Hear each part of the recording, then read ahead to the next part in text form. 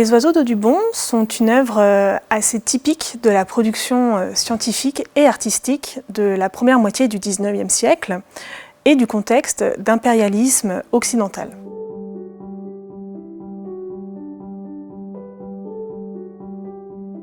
D'une part, l'œuvre s'inscrit dans le processus de colonisation par le savoir depuis le milieu du XVIIIe siècle. Dans le sillage des expéditions coloniales telles que celle de James Cook ou du comte de la Pérouse, les publications de récits de voyages et d'images savantes se diffusent de façon tout à fait nouvelle. Cette production savante est à mettre en lien avec le collectionnisme qui se développe depuis la Renaissance et s'intensifie depuis le milieu du XVIIe siècle. C'est un phénomène qui consiste à prélever des objets naturels hors de leur environnement pour les importer vers des centres impérialistes occidentaux. Ces nouvelles collections naturalistes sont finalement au fondement des cabinets savants naturalistes, des muséums, des bibliothèques, des ménageries, voire des jardins botaniques. Il favorise le développement et la circulation des sciences. Et si ce type de collecte permet l'institutionnalisation et le perfectionnement de l'histoire naturelle en tant que discipline occidentale moderne, il est également partie prenante de l'exploitation des ressources naturelles et de l'assujettissement des populations colonisées.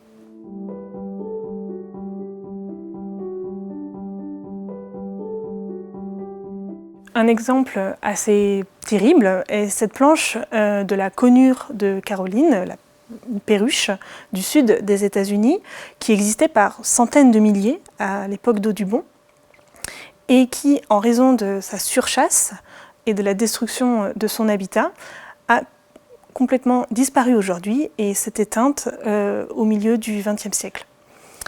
Audubon lui-même constatait déjà à son époque la raréfaction de cette espèce, mais il faut savoir qu'il a lui-même contribué, à son échelle certes, mais il a lui-même contribué à sa destruction.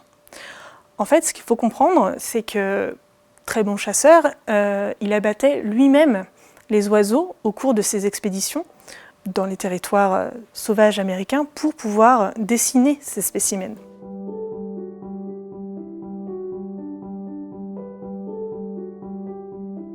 Audubon a par ailleurs représenté cet aspect prédateur dans sa pratique sur la planche du héron blanc, comme on le peut voir ici avec la figure donc, du chasseur.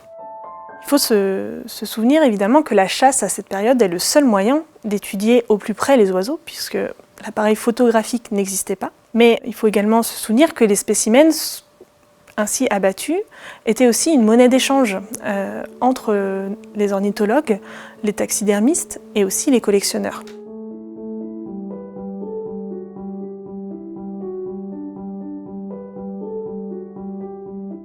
L'œuvre d'Audubon s'insère d'autre part dans le schéma de la marchandisation du savoir propre à la période moderne, c'est-à-dire à la transformation d'un objet scientifique en un bien de consommation.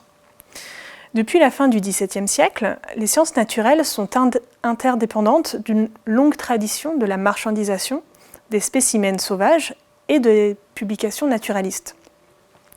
À la manière du conte de Buffon et de son Histoire naturelle des oiseaux, ou encore de Thomas Bewick et de son Natural History of British Birds, Audubon, à travers ses oiseaux d'Amérique, est à l'origine non seulement d'un contenu scientifique inédit, mais également d'un objet commercial. En effet, il va produire, il va diffuser, il va vendre des images ornithologiques issues d'expéditions à portée coloniale, non seulement pour contribuer au développement des sciences, mais aussi pour répondre finalement à une demande, celle d'une société de consommation alors en pleine expansion. Plus globalement, en organisant lui-même la production d'une part et la commercialisation d'autre part de son œuvre, il va s'inscrire dans une logique d'entrepreneuriat et de quête de profit propre à une première forme de développement capitaliste à l'époque moderne.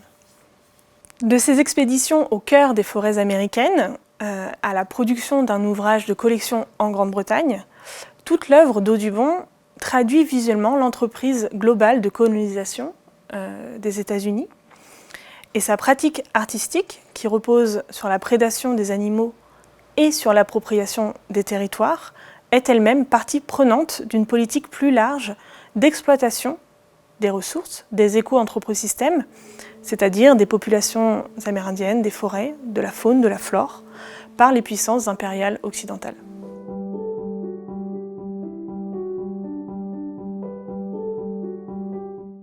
Dès leur première exposition à Liverpool, à Édimbourg et puis à Londres et à Paris, les planches des oiseaux d'Amérique sont très appréciées du grand public.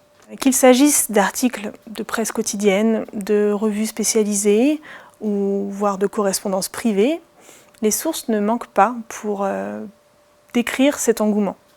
Audubon lui-même est sujet à la critique d'art, il s'insère dans les milieux artistiques restreints des grandes capitales européennes, telles que des académies d'art ou des sociétés de collectionneurs. Il fréquente par ailleurs des grands maîtres de la peinture, comme Thomas Lawrence à Londres ou François Gérard à Paris.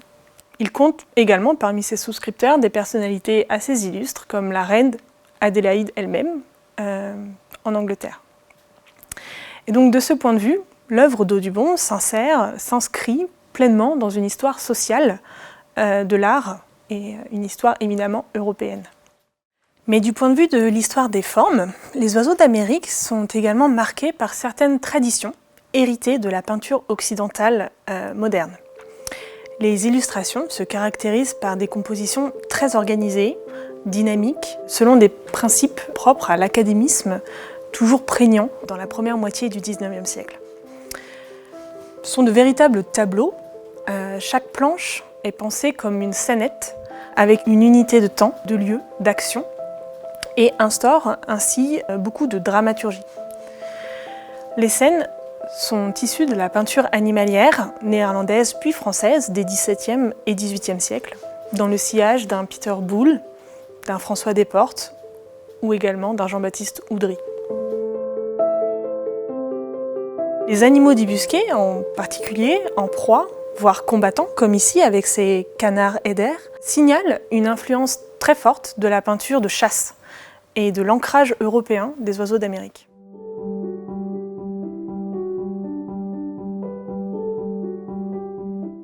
Donc dans cette planche, saisissante par son format, par sa composition, très mouvementée, une envolée de perdrix est prise en chasse par une buse. On constate que la dramaturgie est portée à son comble.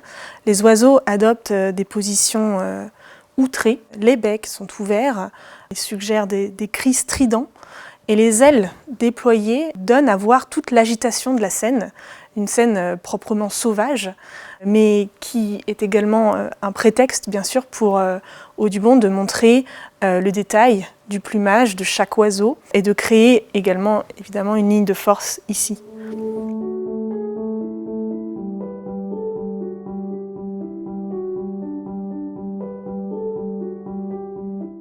Les oiseaux d'Amérique attestent également de l'imaginaire exotique et orientaliste, alors en vogue dans la première moitié du XIXe siècle. L'orientalisme, tel que défini par Edward Said en 1978, c'est-à-dire dans le sens d'une construction culturelle à l'extérieur de nos frontières mentales, est inhérent au développement de la société de consommation, à l'importation des biens issus des colonies et à la création de répertoires iconographiques des arts décoratifs, comme par exemple pour la porcelaine, pour les tapisseries, pour le mobilier. La nature américaine, alors lointaine, édénique, devient ainsi sujette à de nouveaux fantasmes. Et à ce titre, les oiseaux d'Amérique ne consistent plus seulement en un ouvrage scientifique, ils deviennent également un répertoire de formes nouvelles de la nature, pourvoyeuses de beauté.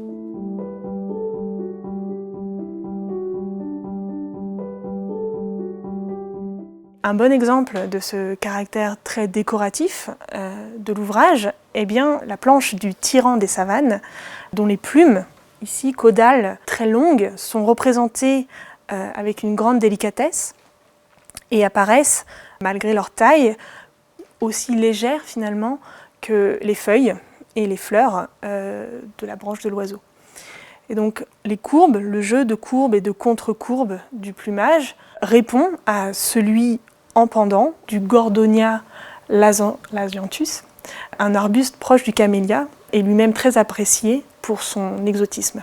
Donc toute la composition ici de la planche repose sur cet équilibre entre l'oiseau et cette branche de camélia.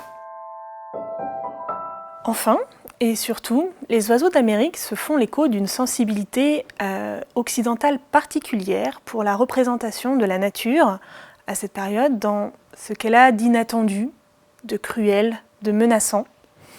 Et cette vision à la fois terrible et fascinante du monde sauvage, cette horreur délicieuse, comme l'a théorisé Edmund Burke dans sa théorie du sublime en 1757, est l'une des constituantes de la peinture romantique de la fin du XVIIIe siècle en Allemagne ou en Grande-Bretagne et qui perdure jusque dans les années 1850 aux États-Unis. La peinture animalière en particulier, portée par des figures telles que George Stubb ou Edwin Landseer, mais aussi la peinture de paysage comme celle de l'Hudson River School sur la côte est américaine, s'emploie à traduire justement cette bizarrerie et l'angoissant des choses naturelles, pour s'approcher au plus près, peut-être, de l'étrange origine du monde.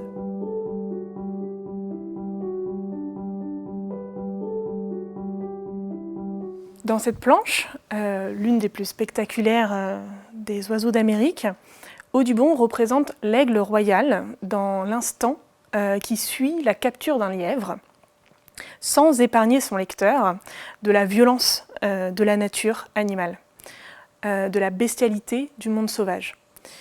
Les serres du rapace ici s'enfoncent dans les yeux du lièvre, d'où suintent des gouttes de sang, et tandis que l'aigle s'élance peut-être vers le sommet d'une falaise ou une niche. Donc on imagine ici les cris de l'oiseau qui résonnent dans ce paysage montagneux et désertique et dont l'hostilité est représentée d'abord par les éboulis de rochers au premier plan, par ce tronc d'arbre renversé ici, mais aussi par la chaîne de pics très alpin dans le lointain. Pour l'anecdote, dans le dessin original qui a servi de modèle pour l'édition imprimée, Audubon s'était représenté lui-même dans ce paysage, en retour de chasse, ici, à Califourchon, sur le tronc d'arbre, habillé en trappeur, avec en travers du corps son fusil, mais aussi ce spécimen d'aigle qu'il venait de tirer. Même si cette version a été ignorée pour l'édition imprimée des Oiseaux d'Amérique, cette mise en scène d'Audubon témoigne de l'inclination de l'artiste à s'intégrer au cœur du paysage, comme s'il était le seul à pouvoir pleinement l'éprouver. Mais c'est aussi une vision très dominatrice, évidemment, de l'homme sur son environnement.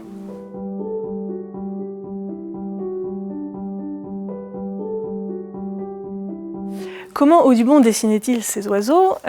Donc c'est une question un peu plus complexe qu'elle n'y paraît, parce que par son processus artistique, Audubon fait non seulement s'opposer la création avec la destruction, mais il a également recours à l'artificiel pour représenter le naturel. Audubon, dans ses écrits, se défendait de toujours dessiner ses spécimens d'après nature, from nature, c'est-à-dire d'après des spécimens vivants, en tout cas non taxidermisés, grâce à une technique qui lui est propre. Finalement, il s'agit d'abattre les oiseaux pour ensuite les mettre en scène dans des attitudes vivantes, à l'aide de fils de fer, comme des marionnettes finalement, et de les utiliser comme modèle. Donc on est là dans une tradition très académique de la représentation. En réalité, ce n'était pas toujours aussi simple parce qu'on sait qu'Audubon utilisait également des spécimens taxidermisés, par soucis financiers et contraintes de temps.